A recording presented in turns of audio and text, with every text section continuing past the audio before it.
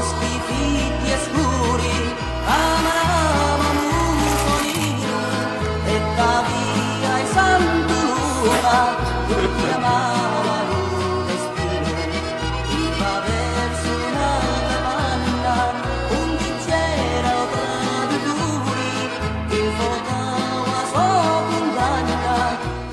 This kind of sucks.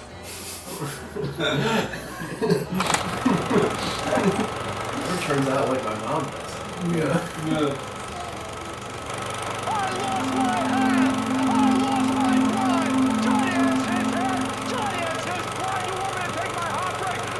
Moonstruck is a film that explores the extreme dichotomies of life and all its absurdity. Director Norman Jewison and editor Lou Lombardo construct a fantastic opening sequence that not only highlights the major themes of the film, but also foreshadows plot points that we are going to see later throughout the movie.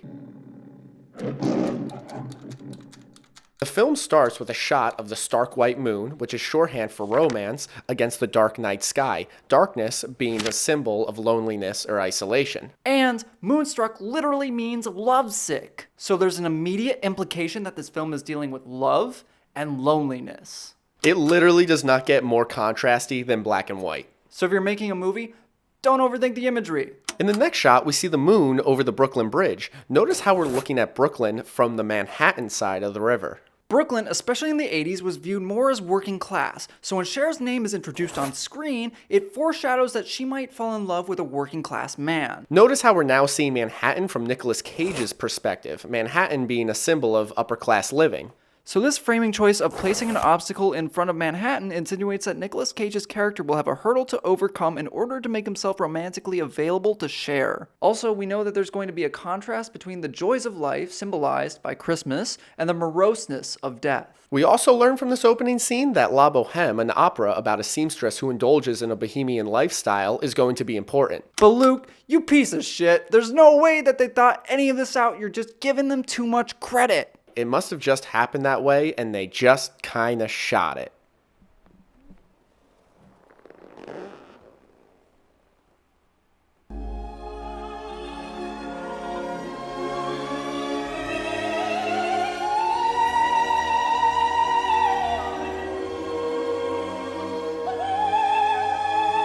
Loretta is dressed in a more composed, business casual manner. Ronnie is wearing a t-shirt and has unkempt hair. And Loretta mocks him for being emotionally closed off. What's the matter with you? I mean, you think you're the only one who ever shed a tear? The following lines now revolve around death, her husband, and the dreary life she now lives. When your husband got hit by the bus? 7 years ago. You know, how did I know that that man was a gift I couldn't keep? My one chance at happiness.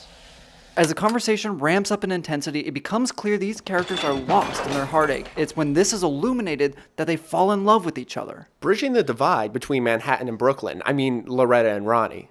The sequence culminates with Ronnie compulsively inviting Loretta to the opera, breaking up the mundanity of their daily lives. Which was also foreshadowed in the opening by an opera truck overtaking an image of pedestrians. And allow them to escape to somewhere romantic and fantastical.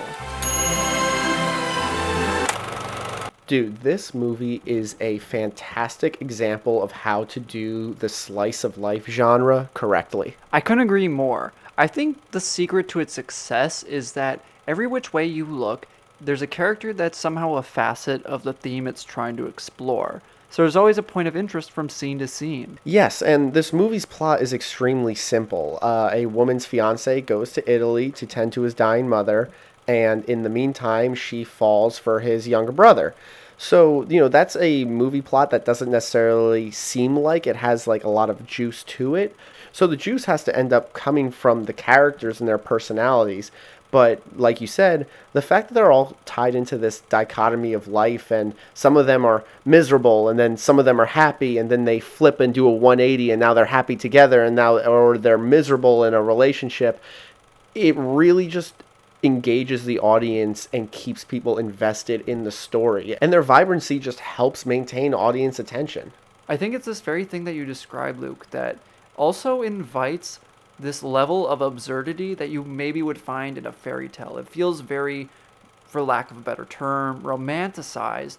And so it's exaggerated, heightened, and almost kind of magical. In a weird way, it's everything a story at its basic form should be. I mean, if a simple story should encapsulate you with magic, should make you see things in a different light, should completely change your perspective. And we're just seeing a bunch of characters whose perspectives just get turned completely on their heads and they get engulfed by this magic. And as we're watching this, like you said, this romanticized fairy tale take place, we can't help but be invested in the magic along with it. So right from the beginning, right from that opening montage that we talked about, within 60 seconds, the audience is already geared to understand that this story is going to have fantastical elements, and it might be taking place in a very grounded real world setting like New York that most people are familiar with, but within that mundanity of the day-to-day life, there is going to be this fairy tale-esque quality that these characters are going to be wrapped up in.